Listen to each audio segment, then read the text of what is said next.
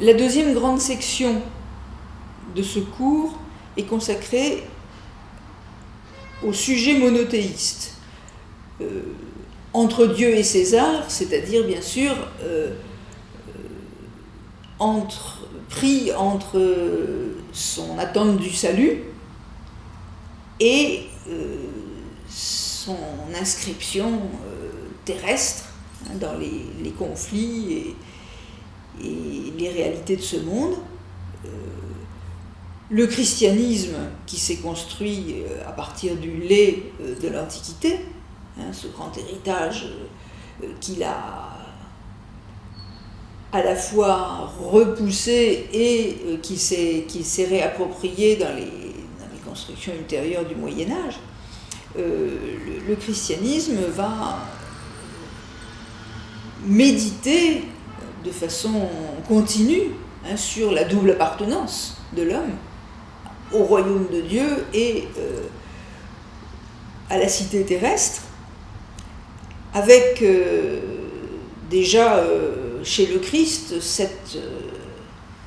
ce distinguo entre Dieu et César, un César auquel il faut payer l'impôt, dit-il aux pharisiens qui l'interrogent, c'est-à-dire il ne faut pas s'exenter de nos obligations, le sujet chrétien ne doit pas s'exenter de ses obligations terrestres, et en même temps il ressortit à un autre ordre, il sait qu'il est fils de Dieu, qu'il vit ici mais pour un ailleurs qui est le royaume de Dieu, et donc il doit vivre à la fois selon les préceptes de son attente, selon les préceptes de sa vocation qui est le salut, et aussi selon les normes, les us et coutumes de ce monde, fût-il un monde de frustration, de tyrannie, d'occupation romaine, comme c'est le cas de l'histoire dans laquelle vit le Christ et à laquelle il est confronté personnellement. Cette double, alors là pour le coup on peut parler de double postulation du sujet chrétien, elle va être très difficile à penser effectivement, puisque ce qu'en dit le Christ est bien souvent, comme bien souvent, énigmatique. Rendez à César ce qui est à César et à Dieu ce qui est à Dieu, oui, mais par où passe la coupure? Est-ce trahir Dieu que de s'engager dans la cité, par exemple? Non, certainement pas. En même temps, est-ce que l'engagement de la cité ne doit pas cesser à partir du moment où on risque d'y compromettre les attentes et les interpellations de la foi? La pensée chrétienne va essayer de gérer cette dialectique de l'emboîtement des royaumes. Plus que la double appartenance, je dirais que c'est l'emboîtement qu'il faut essayer de penser, et un emboîtement qui ne se veuille pas non plus une réunification, puisque vouloir construire la cité terrestre selon les normes supposées du royaume de Dieu n'est pas non plus la bonne solution. Celui qui pense que dès ici-bas il faut construire le royaume de Dieu avec des matériaux humains se trompe sur toute la ligne. Non seulement il se trompe, mais il fait œuvre impie. Alors, saint Augustin, mais aussi saint Thomas, ce sont ceux que j'évoque dans ce chapitre, essaient de penser cet emboîtement, et c'est notamment, c'est le cas de saint Thomas, de réfléchir sur l'inféodation des lois terrestres aux lois divines, et nous savons que certaines lois terrestres, imparfaites, comme le rappelle saint Thomas, et il ne faut pas leur en vouloir trop, hein, puisqu'elles sont humaines, certaines lois terrestres imparfaites sont incompatibles avec les commandements de Dieu. À chacun de savoir à quel moment ces lois humaines présentent un seuil d'incompatibilité qui va autoriser leur répudiation.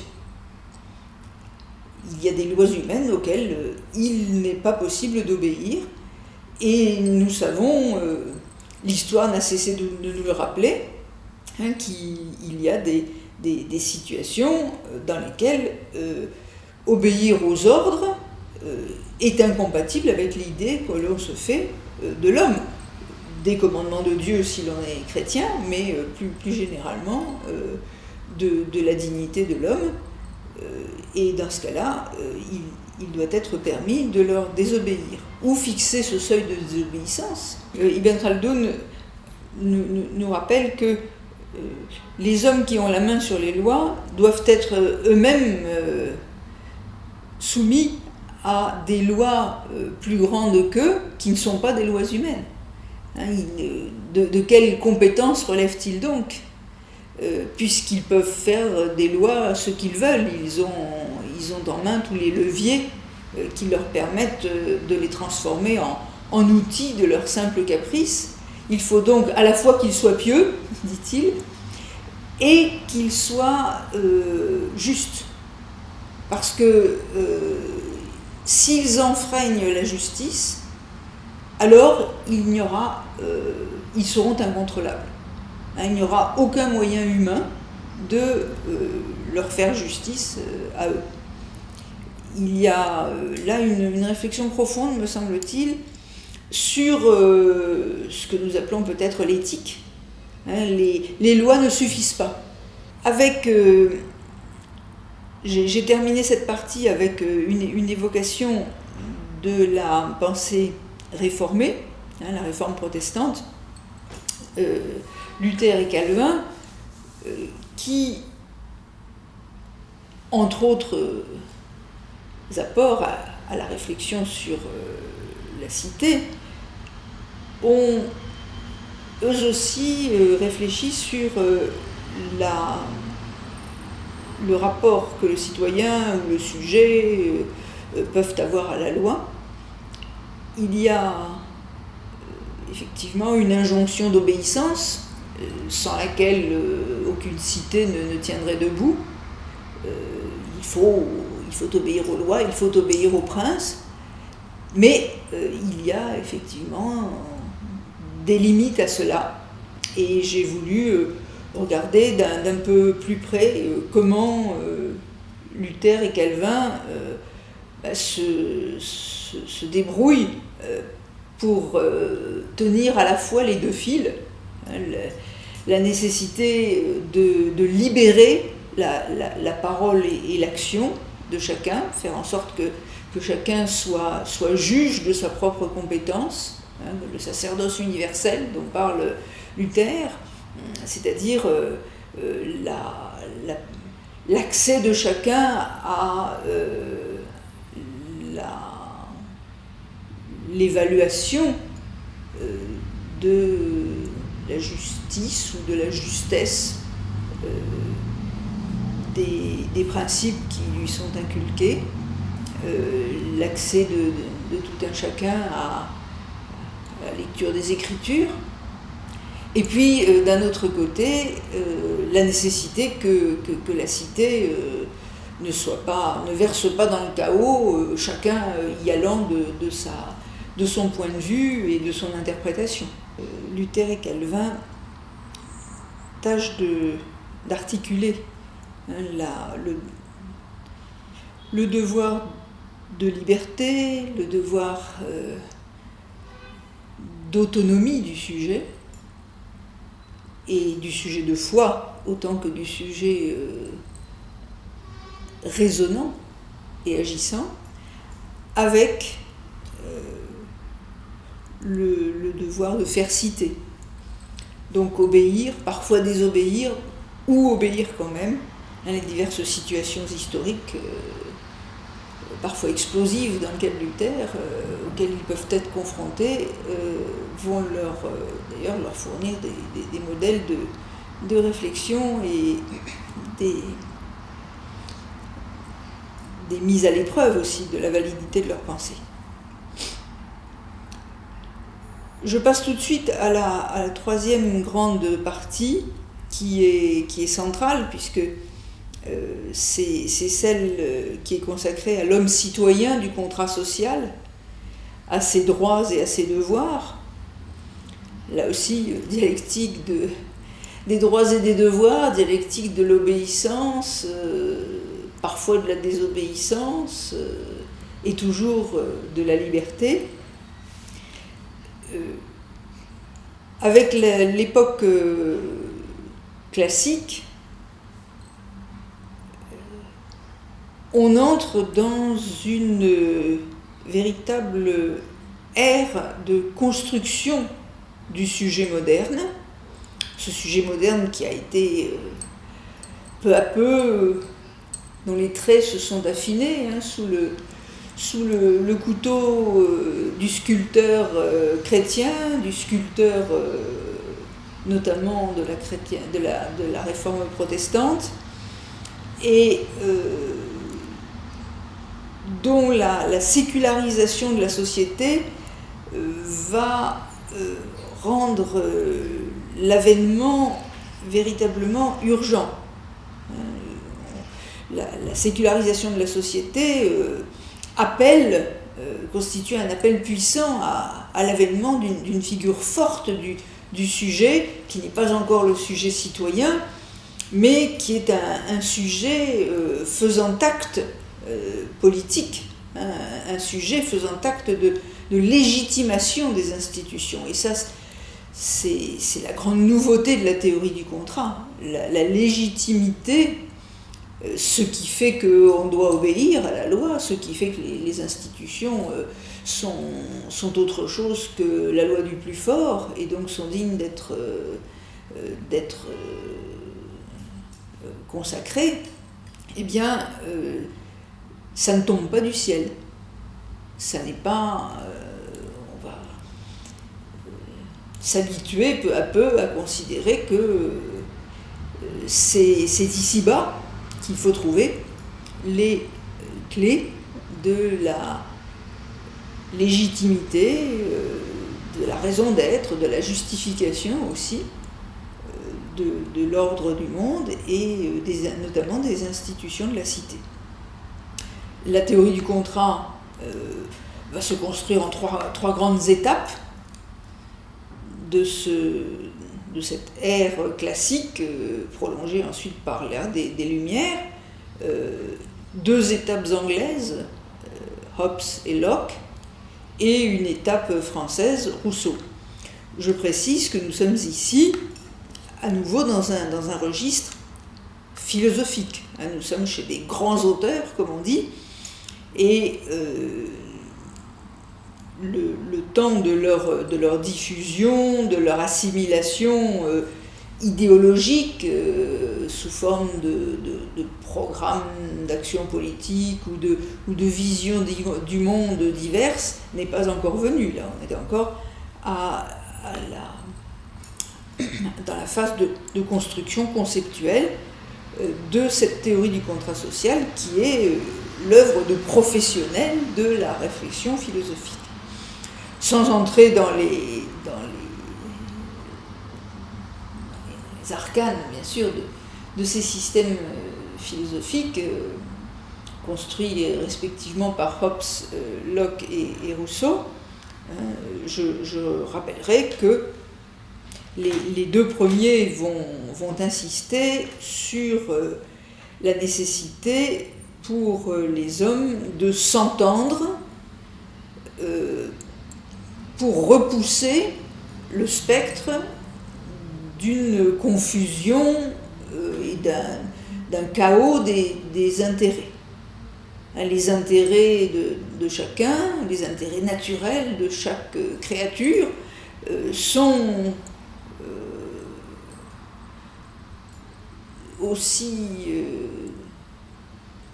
désordonnés que dangereux pour la vie en commun, et la collision universelle de ces intérêts n'est pas gérable tant qu'il n'y a pas décision rationnelle de contracter. Décision rationnelle, ce qui suppose, là encore, intervention de ce que les Grecs appelaient le logos, mais articulé ici, même accouplé à la volonté du sujet. Le logos n'est plus ce réseau immatériel tendu comme une sorte de vélum au-dessus de la cité et la recouvrant de son ombre protectrice. Le logos est aussi la parole individuelle de chaque sujet, porteur d'une conscience. Et parce que la civilisation chrétienne est passée par là, cette civilisation chrétienne qui fait de chacun une créature unique en son genre, à laquelle est promis de façon singulière le salut. Et donc dans ce nouveau contexte, qui est bien différent du contexte grec, le logos va devenir la parole, le je veux de chaque contractant. Le je veux, c'est un je veux qui est bien modeste dans son ambition, celle tout simplement de vivre en paix. Je veux vivre en paix, mais ces je veux vivre en paix au même moment s'unissant les uns aux autres vont constituer un nous voulons. Un nous voulons harmonique, un nous voulons qui est une synergie ou une symphonie, puisqu'il y a des voix là, qui s'élèvent, un nous voulons qui est un contrat entre des volontés libres et rationnelles. Et cette figure du contrat, cette figure neuve et tellement dynamique du contrat, va effectivement engendrer rien de moins qu'une nouvelle civilisation politique. Le contrat, alors il sera décliné sous des formes diverses et avec des conséquences politiques bien différentes, selon qu'il sera d'inspiration hobbesienne ou lockienne. Ce contrat est de toute façon générateur de légitimité collective. Le sujet du contrat est à la fois, il a en quelque sorte deux dimensions, mais deux dimensions qui ne sont pas deux têtes opposées, il a une double dimension. C'est le je veux de chaque sujet individuel qui sait que sa survie est en question dans le bellum omnium contra omnes, dans la guerre de tous contre tous, comme le rappelle Hobbes, et qui sait qu'il doit pouvoir compter sur l'humanité d'autrui. C'est ça qui est très beau dans le contrat, c'est qu'il y a la certitude chevillée au corps du sujet qu'il doit pouvoir quelque part compter sur l'humanité d'autrui. Et c'est pour ça qu'il va faire un contrat. Le contrat est ce qui me permet de compter sur l'humanité d'autrui. L'humanité, c'est-à-dire la reconnaissance que l'autre qu'il a en face de lui, c'est-à-dire moi-même en l'occurrence, est un humain, est un semblable. Mais en même temps, il y a une grande sagesse à côté de cette attente, parce que sagesse ou réalisme. Si je ne fais pas si je ne conclus pas le contrat, en même temps, je ne vais pas pouvoir compter sur l'humanité d'autrui. L'homme, je serai obligé de considérer que l'autre est un loup. La fameuse phrase de Plaute, tirée d'une obscure pièce de cet auteur comique latin, lupus est homo homini, l'homme est un loup pour l'homme, c'est-à-dire l'homme qui ne connaît pas l'autre homme le considère comme un loup, ne peut pas lui faire confiance. Pas forcément comme quelqu'un qui va le dévorer, mais il ne peut pas lui consentir une confiance tant que l'autre n'aura pas fait acte, n'aura pas montré, fait preuve de son humanité. La preuve de son humanité, elle se fait, la preuve mutuelle d'humanité, elle se fait dans le contrat. Et là, le contrat va devenir un nous collectif. L'autre dimension du sujet, le contrat est œuvre collective. Il donne naissance à ce nous qu'est la personne du peuple souverain. Le vrai souverain est toujours le peuple. Locke le rappellera, quoi qu'il arrive, quoi qu'il se passe, c'est toujours au peuple qu'il revient de prendre les décisions, d'accorder la légitimité ou l'investiture à tel monarque ou à tel décideur. Quoi qu'il en soit, c'est en lui que réside la souveraineté. Rousseau ajoutera à cela une déclinaison démocratique, même s'il récuse finalement l'usage de ce terme et renvoie la démocratie réelle aux calendes grecques, en disant que si elle existait, elle ne pourrait exister que pour un peuple de Dieu, ce qui ne nous avance pas à grand-chose, mais il réunit tous les éléments qui permettent de penser la cité démocratique, avec l'idée que, effectivement, le contrat donne naissance à un corps politique qui n'a rien à voir avec le corps naturel, avec la population. Le peuple et la population sont des entités profondément différentes. Et le corps politique est un être de raison, dit Rousseau. C'est en lui que réside la souveraineté, théorie du contrat. Et cette souveraineté, c'est aussi ce qui lui permet de se définir librement et en même temps de se fixer des devoirs, dont le premier est de ne jamais s'aliéner. La souveraineté est inaliénable. Renoncer à sa liberté, c'est renoncer à sa qualité d'homme. C'est vrai aussi bien à l'échelle individuelle, je ne peux pas consentir à devenir l'esclave d'autrui, qu'à l'échelle collective, un peuple ne peut pas remettre volontairement les clés de sa liberté entre les mains d'autrui, d'un autre peuple par exemple. Ce qui fait que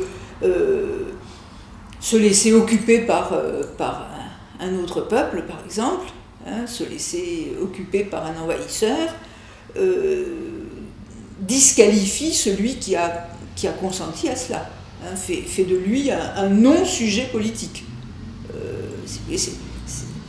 Rousseau nous permet là bien de penser, dans le chapitre sur la souveraineté du contrat social, nous permet de penser pourquoi le gouvernement, l'État prétendu de Vichy, comme disent nos textes administratifs, l'État prétendu de Vichy n'était pas le sujet politique représentant la nation française. La souveraineté est inaliénable. Alors, que va-t-il en ressortir ? Effectivement, que cette souveraineté, chez Rousseau, doit être portée par une vigilance de tous les instants et qu'elle ne peut pas non plus courir le risque d'être déléguée, ce qui n'arrange pas trop les affaires des citoyens, puisque ce principe fait d'eux, chez Rousseau, des des militants de tous les instants. Ils n'envisagent pas autre chose qu'une démocratie directe qui convoquerait sans cesse les citoyens à décider de tout, dans la crainte qu'ils ne délèguent leur pouvoir à des gens qui en fassent mauvais usage, qui les détournent à leur profit. Et on retrouvera d'ailleurs cette inspiration de rousseauiste, de méfiance à l'égard de toute délégation de pouvoir dans la Révolution française, bien sûr à la fois révolution qui a inventé le parlementarisme, en tout cas en France, la représentation nationale française, mais en même temps qui a produit dans sa composante la plus radicale un curieux attelage entre le pouvoir de la Convention, en l'occurrence, et les sans-culottes, c'est-à-dire ces citoyens réunis à toutes heures du jour et parfois de la nuit pour veiller sur la légitimité des lois et des décisions prises par l'Assemblée. En tout cas, ce paradigme du contrat va constituer chaque sujet individuel en homme et citoyen, avec des traits d'union. Cet homme et citoyen, c'est celui qu'on retrouve dans la Déclaration de 89, est un être qu'on pourrait qualifier comme binaire au sens d'une binité, comme il y a une trinité dans la théologie chrétienne. Là on a une figure double, le sujet individuel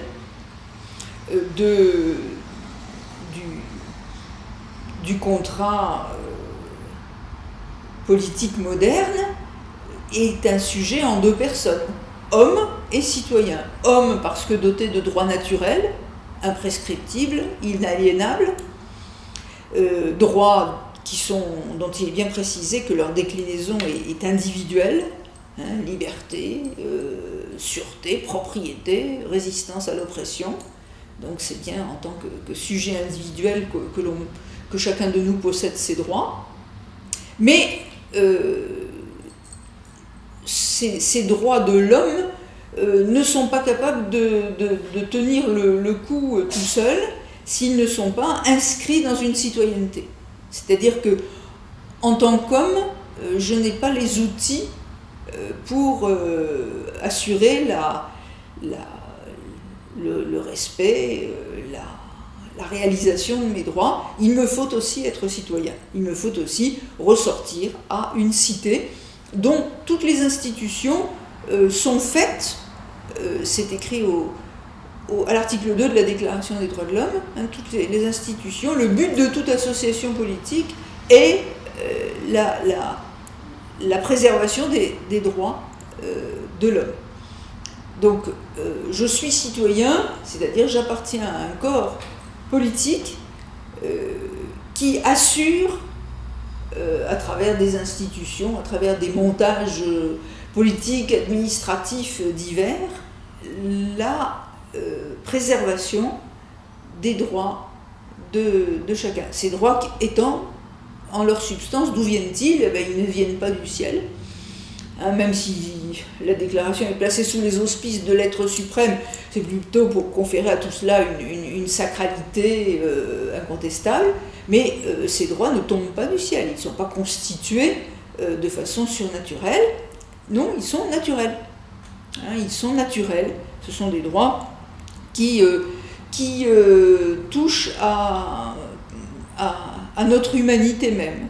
Ils sont la substance même, ils sont la définition même de notre substance humaine.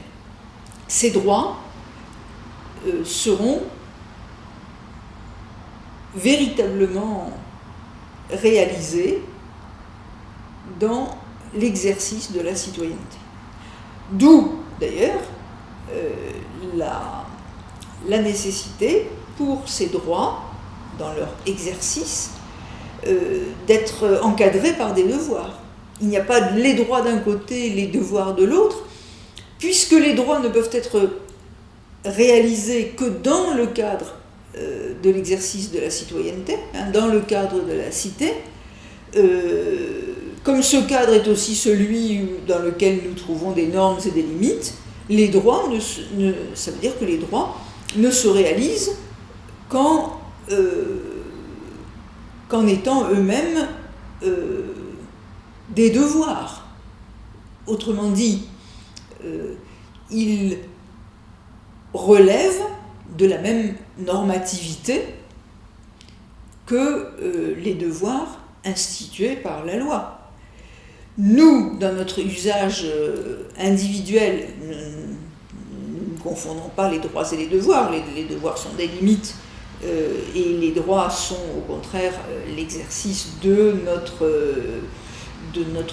potentiel, de notre vouloir vivre. Mais du point de vue de la cité, droits et devoirs ne sont que les deux faces d'une même chose, puisque la réalisation de ces devoirs n'est possible que dans l'exercice de la cité, que dans le cadre de la cité qui est celui qui est balisé en quelque sorte par les devoirs. Articulation et voire synergie étroite entre les droits et les devoirs qui se déploient dans le même cadre, de la même manière que l'homme et le citoyen se construisent dans le cadre de la cité et dans la même dynamique. La Révolution française donnera toute sa dimension à cette réflexion sur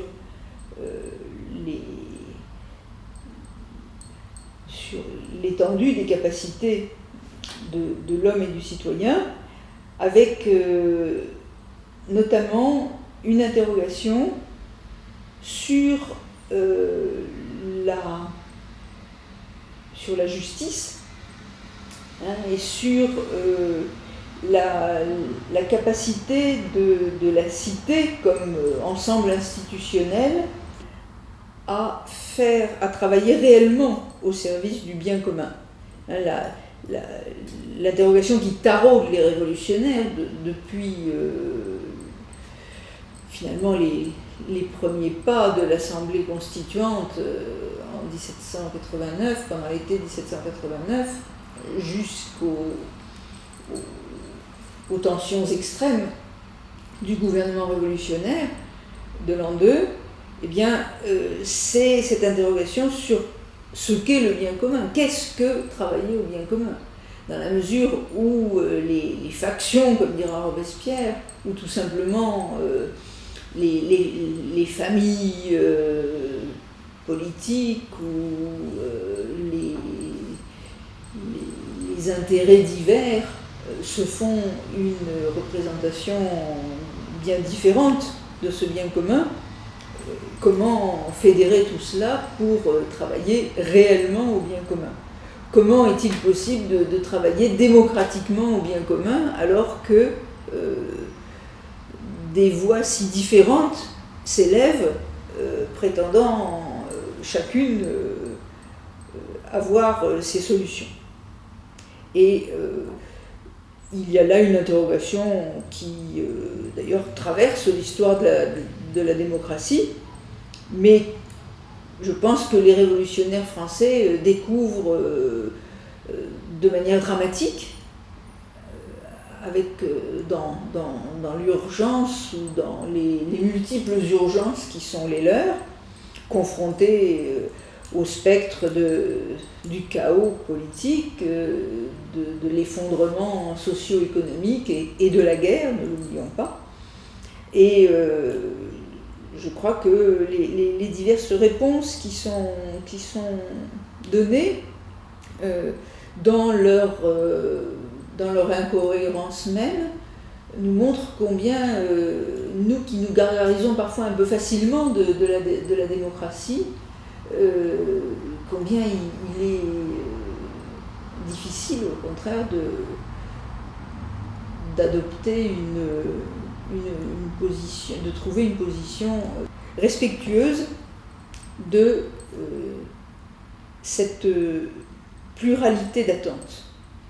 Suffit-il que la démocratie fasse confiance à la compétition des bonnes volontés, ou faut-il que ce soit, comme le suggère Robespierre, les plus vertueux qui arrivent au pouvoir et sous peine d'en être éliminés dès qu'ils présentent la moindre faiblesse. Toujours est-il que dans ces temps à la fois héroïques et chaotiques, se pose très tôt, puisqu'on est à l'aube de notre civilisation démocratique moderne, se pose très tôt la question que nous appellerions la question éthique. Comment l'œuvre commune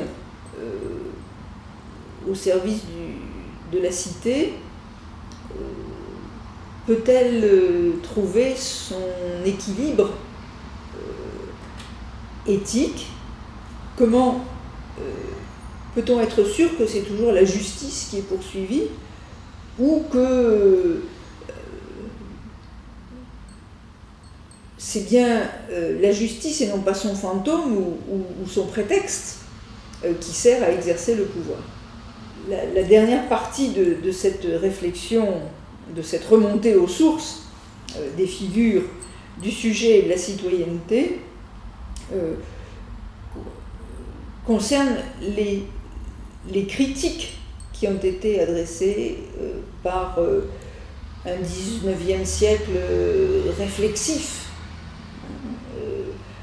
aux grandes innovations de la Révolution française, critique et en même temps ouverture vers des voies nouvelles qui doivent évidemment permettre de porter les promesses d'une révolution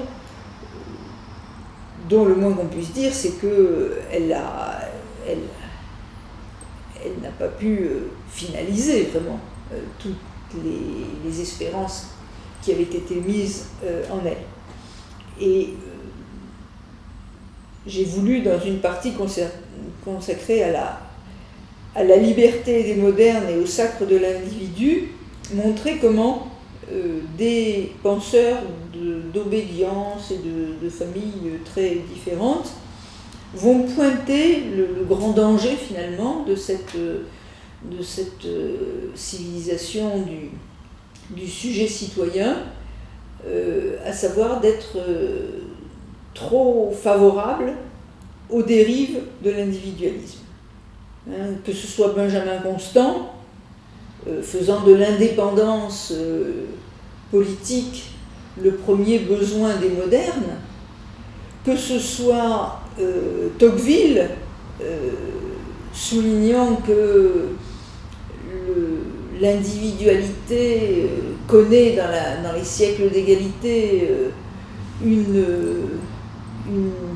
dilatation telle que l'homme moderne risque bien de se renfermer peu à peu dans la solitude de son propre cœur, comme il dit de façon très, très profonde. Eh bien, on a là des penseurs qui pointent effectivement le point faible, le maillon faible de cette civilisation du contrat, faire du je veux individuel un enjeu trop lourd qui ramène à lui finalement toute la sève du contrat. Alors que, nous l'avions dit, le contrat c'est un double je veux, c'est un je veux et c'est un nous voulons, et pour Constant, comme pour Tocqueville, comme pour bien d'autres, venus au besoin de la contre-révolution, comme Bonald ou Burke, venus de la critique socialiste, puis communiste, de la révolution bourgeoise, eh bien pour tous ces penseurs, il y a dans la figure de l'homme citoyen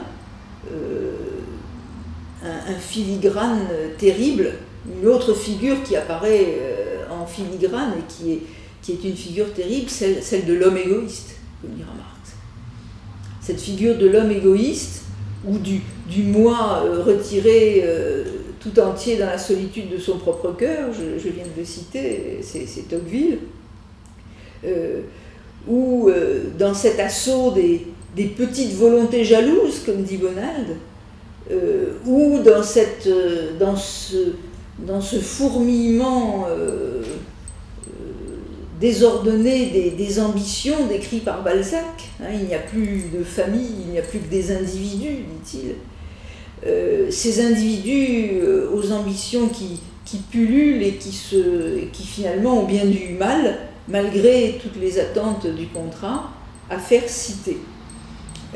La société du contrat sera-t-elle dévorée par la liberté individuelle de l'homme citoyen, liberté dans un cas, quand cet homme citoyen est socialement, économiquement du bon côté, ou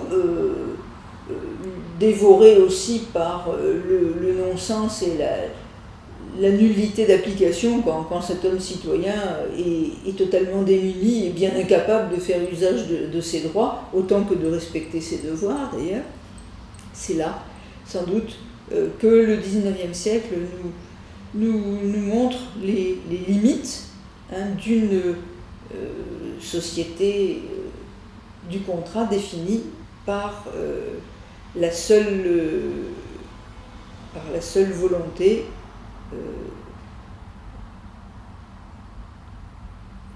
par la seule